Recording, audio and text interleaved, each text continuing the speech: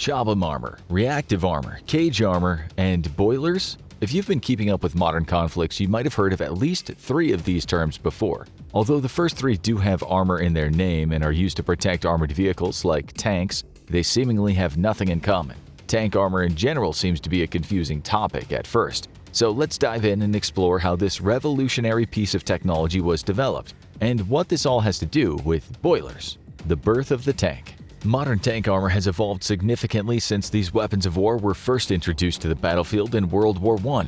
The lumbering vehicles were given the codename tank by the British Army as a cover to confuse the Germans, and since they were being made in factories that made boilers, the name acted as a perfect cover for the revolutionary project. This is why we mentioned boilers in the intro. The first tanks were made in quite the same fashion: riveted sheets of steel, sometimes bolted together. Vertical, thin-rolled sheets of steel were used instead of hardened steel to save on weight and cost, so these early prototypes rarely stopped anything more than rifle shots or light machine gun bullets. Since then, advancements in armor sloping, metal technology, and exotic materials have been instrumental in making armored vehicles more resilient on the battlefield. But many of these more modern advancements only came about later on, as the Cold War pitted the US against the Soviets. Before these leaps in technology, a foundation had to be set. This is where World War II armor developments came in. Early tank armor developments through World War II. The birth of tank warfare in World War I was marked by the introduction of primitive armored vehicles. The first tanks were relatively slow and lightly armored, and they primarily relied on mobility and firepower to overcome enemy defenses. These early tank designs used rolled steel armor, often only around 6 to 12 millimeters thick. This armor was capable of protecting against small arms fire and artillery shell splinters, but was vulnerable to direct hits from artillery and light anti-tank weapons. World War II marked a significant turning point in the evolution of tank armor. The conflict saw the development of more sophisticated tanks. With thicker armor, the replacement of riveted plates with cast steel hulls and turrets, and better sloped armor that provided more effective protection than non-sloped armor and had a chance to deflect some lower-powered shells. German tanks like the PZ KPFW-6 Tiger I and the more massive Tiger Aus B, known as King Tiger or Tiger II, featured thick armor, while the Panzer V Panther and Soviet T-34, IS-1 and IS-2 featured well-sloped armor that was difficult for most anti-tank weapons to penetrate, at least from the front. While the United Kingdom and United States were slower to adopt sloped armor designs, they compensated by using thicker armor in some of their main battle tanks. The British Matilda II tank, for example, used thick frontal and side armor to great effect early in the war, and it proved difficult for German gunners to knock it out. The thickness of the armor, however, came at a price. The tank was heavier and slower than many other tanks of the time, and the British were never able to upsize the turret to replace the already obsolete 2-pounder main gun. The majority of Western tanks, specifically the US-built M3 Grant and M4 Shermans, suffered from weaker armor and a lack of high-powered anti-tank guns that could penetrate their German opponents. While the Germans had the Borsig KWK PaK-42 75mm high-velocity cannon capable of penetrating American or British armor at very long range, even more effective was the legendary 88mm KWK PaK-36 gun, derived from the 88mm Flak-36 anti-aircraft gun. Against this cannon, no Allied armor was safe. The Cold War, arms race, and composite armor. The Cold War era marked a substantial shift in tank design and armor technology. The United States and the Soviet Union, along with other European nations, engaged in an arms race to produce the most advanced tanks. This period saw the development of revolutionary tank and armored vehicle designs, as well as the emergence of composite armor, a revolutionary development in tank protection. Let's look at the two sides of the Cold War arms race and how their military doctrines influenced their developments. Soviet tank armor. Soviet tanks, particularly the T-54 and T-55, were equipped with composite armor. They utilized various layers of steel and non-metallic materials. This made the armor resistant to both kinetic penetrators and chemical energy munitions. Soviet tanks were also designed with sloped armor for improved protection against a wide range of threats. However, the priority of Soviet tank designers appeared to be in keeping their tanks as low as possible. On average, their tanks were anywhere from 1 to 2 feet lower than their Western counterparts. While that did make it harder to hit the target, it also limited how far their main gun turret could depress, which in turn limited the tank's capability to go hull down, which is when a tank hides behind a low hill or a berm and exposes only its turret and main gun to enemy fire. This makes sense considering the Soviets were preparing their military to fight a conflict against the West across the Great European Plain, a flat part of northeastern Europe stretching from northern Germany to modern-day Ukraine. British and U.S. tank armor. The United Kingdom contributed to the development of composite armor through the invention and development of Chobham armor. Chobham armor is composite material that combines a classified blend of ceramic sheets, sections of steel, and other materials to provide enhanced protection. This innovation made British tanks like the Challenger 2 highly resilient to enemy direct weapons fire on the battlefield. The exact composition of Chobham armor is still a somewhat closely guarded secret, though analysts suggest it's made of alternating layers of nylon micro mesh, titanium, and ceramic material bonded together.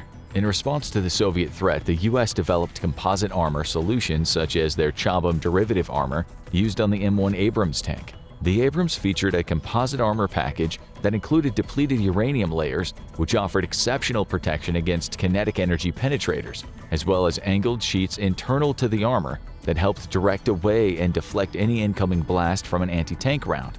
Details about this armor are still technically meant to be top secret, though leaks on the internet supposedly show just how sandwiched layers are utilized in vital areas around the tank, such as the turret's gun mantlet, on the front glacis plate, and other vital areas. This early version was designated Non-Explosive Reactive Armor, or NERA. Reactive armor and its introduction. During the late Cold War and post-Cold War era, reactive armor became an important addition to tank protection.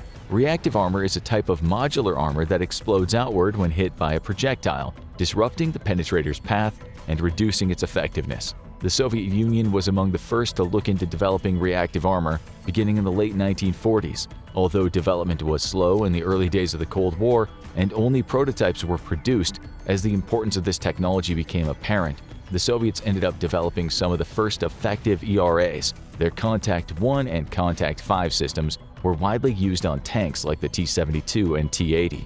These systems were effective against shaped charge munitions, further enhancing the tank's survivability on the battlefield. During the later Cold War years, the Soviet Union faced significant challenges in the realm of armored warfare. The Western powers, particularly the U.S., had developed formidable tanks and anti-tank weapons. Shaped charge warheads and kinetic energy penetrators had the potential to penetrate traditional armor with ease, making tanks more vulnerable to enemy fire. The Soviet response was to continually innovate and equip its armored vehicles with superior protection. In this context, the development of explosive reactive armor was seen as a crucial step to enhance tank survivability.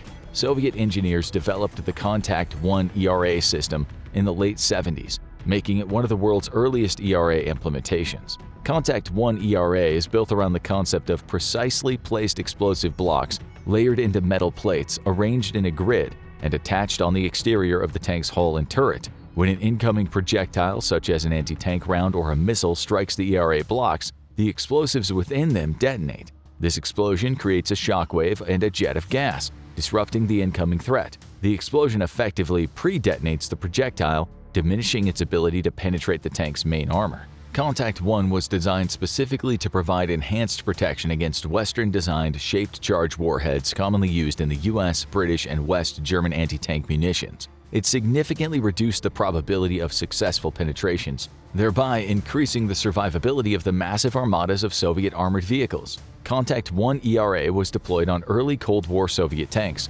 including the T-64 and T-72. The introduction of this technology marked a critical advancement in tank protection, as it demonstrated the Soviet Union's commitment to maintaining a strong armored force that could threaten NATO and the West with a quick and powerful armored thrust into the heart of Europe. While the Contact 1 was a significant breakthrough, the development of Contact 5 ERA represented a further enhancement in tank protection technology. Contact 5 refined the fundamental principle of ERA, still including explosive-filled blocks, but introducing some crucial improvements. The most notable of these was the composite structure of the ERA blocks, which incorporated non-metallic materials and metals in specific configurations on top of standard explosive charges. This innovation provided superior protection against a wider range of threats. The Contact 5 also offered enhanced protection against not only shaped charge warheads but also kinetic energy penetrators, which posed a significant threat to armored vehicles. It was the first type of ERA that was able to significantly decrease the penetration of armor-piercing fin-stabilized discarding sabot rounds favored by US and British armored forces. Contact 5 also introduced active protection elements. The active element is the explosive component whose concussion and blast can disrupt incoming projectiles. The passive element includes the composite materials and metal plates that form the ERA blocks and are specifically designed to disrupt the projectile upon contact. The combination of these elements makes Contact 5 a versatile and effective armor solution against a wide range of anti-tank munitions. Since the early 2000s, the Contact 5 ERA has become a standard feature on modern Russian tanks, including the T-80U, T-84, and T-90. These tanks were at the forefront of Russian armored forces during the invasion of Ukraine, and this ERA played a critical role in bolstering their survivability on the battlefield, though the tanks wound up being destroyed through other means, especially top-down exploding ATGMs. Contact 1 and later Contact 5 ERA systems have had significant impacts on tank warfare, both during the Cold War and beyond. The primary impact has been the enhanced survivability of armored vehicles equipped with ERA. By reducing the effectiveness of incoming threats, ERA has helped tanks withstand anti-tank munitions that would otherwise disable or destroy the armored behemoths. The improved protection offered by ERA systems has increased the tactical flexibility of armored units. Tanks equipped with ERA can more confidently engage enemy forces, even in complex and hostile environments where anti-tank threats are prevalent. ERA systems, including Contact 5, are particularly effective against anti-tank guided missiles. The disruption caused by the explosive blocks can make these missiles far less likely to achieve a lethal hit on the tank, protecting the armor and its crew from one of the most prevalent anti-tank weapons on the modern battlefield. Explosive reactive armor technology has continued to evolve, with subsequent generations offering further improvements in protection against advanced threats. In the context of evolving anti-tank weaponry and changing battlefield dynamics, ERA remains a critical component of tank survivability. As technology continues to advance and new threats emerge, ERA systems will likely continue to evolve, ensuring that armored forces remain a formidable presence on the modern battlefield. The latest development by the Russian tank designers includes the Relikt system. Designed by the Russian Army in response to new developments in Western ATGM technology and depleted uranium penetrator rounds, Relikt is the third generation of Russian ERA, and it's claimed to be twice as effective as its much older brother, the Contact 5. It's been installed on some modernized T-72B, T-72B3M, and T-90 tanks after the system was adopted by the Russian Army in 2006. Developed by N2 Stali, Relikt used a completely new composition of explosives to achieve dynamic protection. Unlike Contact 1, it works equally well against both low-velocity and high-velocity projectiles, reportedly doubling a tank's protection against shaped charges and increasing protection against ATGMs by as much as 50%. The Relikt system can also reportedly defend against tandem warheads and reduces penetration of APFSDS rounds by over 50%. The system was developed in response to the Abrams A3 tank round variant, which was especially effective against Soviet-made ERA-outfitted tanks in the Iraq War. In fact, the A3 round was so effective that the Russian Army created Relikt specifically as a countermeasure to the Abrams' latest tank round. Supposedly, Relikt is Russia's most sophisticated tank armor currently in use, and will eventually replace the Contact 5 system that's still employed on many older Russian tanks. Contact 5 is also still present on some Ukrainian tanks, as well as on Indian T-90S tanks and on Serbia's older US-made M84AS main battle tanks, among others. The latest Russian ERA development, the fourth-generation Monolith system, which is often confused with the Malachit that was used on Object 187, is still under development, but is expected to be used on later production models of the T-14 Armata. The Armata is also reportedly being built with a new and still classified type of armor, codenamed 44S SVSH. Little is known about this new alloy, though it is reported to keep its homogeneity in low temperatures, suggesting the Russian government is expecting to use their new tanks in an Arctic environment. It seems many of the ERA developments we've listed so far have been a reaction of Western developments, specifically the rise in prominence of the Abrams tank. Let's have a look at what makes this tank a nightmare to take on, and what developments the US has implemented to make the platform almost invincible. The King of Armor, M1 Abrams. The M1 Abrams tank, the principal battle tank of the US, has a storied history of armored protection. Since its inception in the late 1970s, the Abrams tank has evolved significantly in terms of its armor, offering enhanced protection to its crews in a changing battlefield landscape, including the renowned Chobham armor and subsequent modern upgrades. The Abrams tank was developed during the height of the Cold War to counter the growing threat of Soviet armored forces. It was named after General Crichton W. Abrams, former Army Chief of Staff and a key figure in the development of post-World War II Western tanks. The Abrams was designed to be an all-around superior tank, with a focus on crew protection, firepower, and mobility. When the Abrams first entered service in 1980, it featured several revolutionary features, including its composite armor. The primary component of this armor was the Chobham Composite, a closely guarded secret of British armor technology that combined various materials, including ceramics, metal, and other substances, to achieve superior protection. The Chobham armor was particularly effective in countering the shaped charge warheads commonly used in anti-tank munitions, giving the Abrams a level of protection significantly higher compared to previous generations of tanks. The Abrams armor design includes both Chobham composite armor and rolled homogeneous steel, or RHA, in a modular configuration. This composite armor, combined with the Abrams' steeply inclined front hull and turret, made it exceptionally resilient to various threats, including kinetic penetrators and chemical energy munitions. The Abrams' true test came during the First Gulf War between 1990 and 1991. It was here the Abrams was first put to the test, as it faced off against Soviet-designed tanks such as the T-72 and Iraqi-modified versions, which were equipped with older armor technologies. The Abrams armor proved to be highly effective, with no Abrams being lost to enemy fire and 0 crew losses. The only Abrams that was destroyed fell victim to friendly fire from other coalition forces or were scuttled by their own crew, rather than allow them to fall into enemy hands. The success of the Abrams in the Gulf War solidified its reputation as one of the most well-protected tanks in the world. While the Gulf War highlighted the effectiveness of the Abrams armor, it also revealed areas for improvement. Post-war analysis showed that the Abrams armor could be further improved to make the tank even more impervious to evolving threats. As a result, the U.S. Army initiated a series of armor upgrades. One of the first upgrades involved the installation of depleted uranium armor inserts. Depleted uranium, or DU, a dense and heavy material, was used to reinforce the existing composite armor. This addition improved the Abrams' resistance to kinetic penetrators and increased the protection level of both the hull and the turret. The U.S. also introduced upgrades to the overall armor package, which involved modifying the composition and configuration of the existing Chobham armor. The Abrams played a pivotal role in the U.S.-led invasion of Iraq in 2003. During this conflict, the Abrams faced a variety of threats, including improvised explosive devices, IEDs, and rocket-propelled grenades, or RPGs. These unconventional threats prompted additional armor upgrades. In response to the urban warfare environment of Iraq, the U.S. developed the Tank Urban Survival Kit, or TUSK. This system included various improvements, such as additional armor panels, slat armor for RPG protection, and a remote weapon station. The slat armor, also known as cage armor, was designed to defeat RPGs by detonating them prematurely upon contact with the cage structure. The Iraq War also saw the introduction of reactive armor kits, which were designed to disrupt the penetration of incoming ATGMs. The M1A2 SEP-3 Abrams, the most recent upgraded version of the original M1 Abrams, features several enhancements to its armor protection. The SEP-3 includes the Abrams reactive armor tile system known as ARAT. This is similar to the Russian Relikt ERA, but the US version is only applied to the sides of the hull and the turret, not on the front glacis plate nor the turret's front.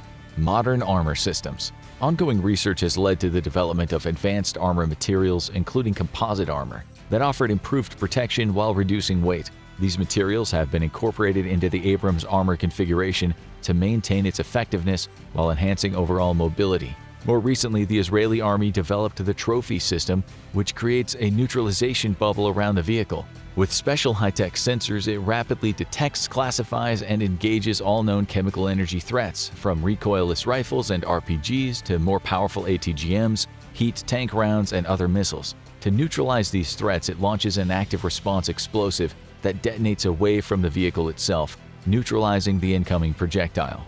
Another modern but not so high-tech development in tank protection has been documented in the war in Ukraine. This conflict has demonstrated the importance of adaptable and cost-effective armor solutions. Cage armor, often referred to as slat armor, has gained prominence in response to the threat of anti-tank guided missiles, ATGMs, and RPGs used by close-in infantry. However, these cages proved ineffective when matched against US-made ATGMs like the Javelin, which sports a two-part top-down attacking warhead. Russian tanks are particularly vulnerable to such attacks, as their design incorporates an auto-load feature that stores ammunition on the floor of the turret. Penetrating a T-72, T-80, or T-90 from the top often means the tank literally blows its turret clean off as the ammo in the autoloader blows up.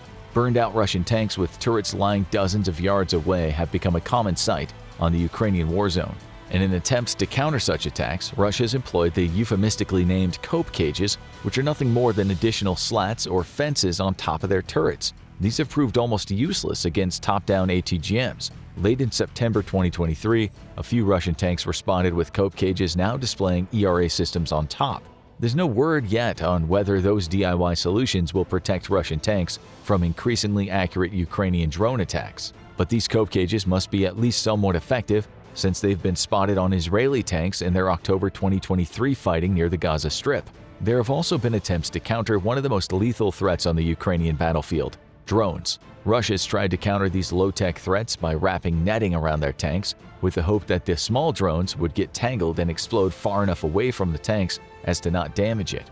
But unless a tank uses netting that covers 100% of a tank's vulnerable areas, this method of tank protection won't be effective. Modern drones are so highly maneuverable that it only takes a small gap in this netting for them to make it past the makeshift protection and deliver a deadly blow to the tank and its crew. It should be noted that many Russian tanks have been defeated by small drones carrying grenades and occasionally payloads as heavy as an anti-tank mine, which they then drop down a Russian tank's open hatch. Of course, Russian troops could rectify the problem by simply keeping their hatches closed, but this is often not a practical solution as it greatly limits the visibility of the crew inside. It's not just the Russians that have been innovating on the fly. The Ukrainian military, faced with limited resources and a need for effective countermeasures, have developed their own variations of cage armor. These cage armor configurations have been installed on various armored vehicles, including older tanks like the Soviet-era T-64 and T-72, as well as on infantry fighting vehicles and armored personnel carriers. Their effectiveness, like their Russian counterparts, is also questionable though. Let's move away from these more primitive forms of tank protection and look at perhaps the most advanced protection systems ever used on tanks. They're called APS, or Active Protection Systems. As technology advances, so does the potential for more advanced protection systems. One of the latest of those innovations is the Active Protection Systems, which is designed to intercept and neutralize incoming threats, such as anti-tank guided missiles, before they reach the tank. The Israeli Trophy is such a system, while Russia is designing a similar system called the Arena, which has yet to reach production or to have been installed on any more than a handful of showroom tanks. Once again, Russia's led the way with this kind of technology, starting in the late 1970s and into the 80s and 90s with their first-of-a-kind APS system.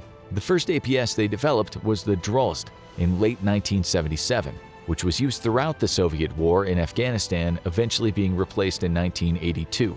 This system featured a millimeter-band radar that would activate rockets attached to the turret, which would intercept projectiles heading toward the tank. As well as the previously mentioned Arena system, Russia's also fielding an APS called Afganit on their T-14 Armata tanks. This uses a small Doppler radar and electro-optical sensors in both ultraviolet and infrared bandwidth to track incoming targets, which are then intercepted by the system. This isn't the only cutting-edge piece of protection tech being developed, though. Research is also ongoing in the field of electromagnetic armor, which uses electromagnetic fields to deflect or disrupt incoming projectiles. While still in its early stages, this technology holds promise for future tank protection, though its cost, including an expensive power source, may make it prohibitively expensive to field in any large numbers. With any luck, we might see this futuristic force field-like technology go against Russia's primitive cope cages if the conflict in Ukraine escalates and the US decides to stop pulling its punches and finally send over its UFO tech to Ukraine. Now check out why US enemies are scared of Abrams X next generation tank, or watch why Russia T-90 tank absolutely sucks.